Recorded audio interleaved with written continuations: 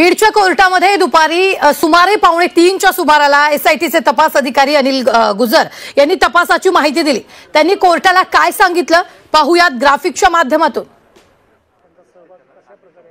वाल्मिकनं हत्येच्या दिवशी देशमुखांना धमकी दिली। वाल्मिकनं हत्येच्या काही तास आधी धमकी दिली होती। 9 डिसेंबरला 4च्या दरम्यान संतोष देशमुखांचं अपहरण झालं।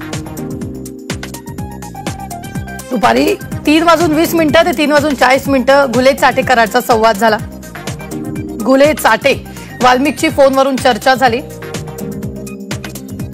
आरोपीनं कट रचून देशमुखांची हत्या केली। अधिक तपासासाठी कराडला 10 दिवसांची पोलीस कोठडी द्यावी। हे संघटित गुन्हेगारीचं प्रकरण असल्याचंही कोर्टात माहिती देण्यात आली। कराडवर मकोका लावावा,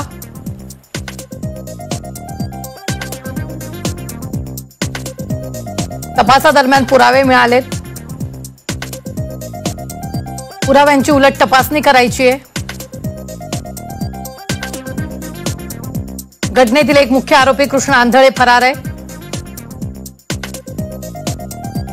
आंधळेला फरार व्हायला कराडनं मदत केली का हे तपासायचंय। कराडची परदेशात मालमत्ता आहे का हे तपासायचंय।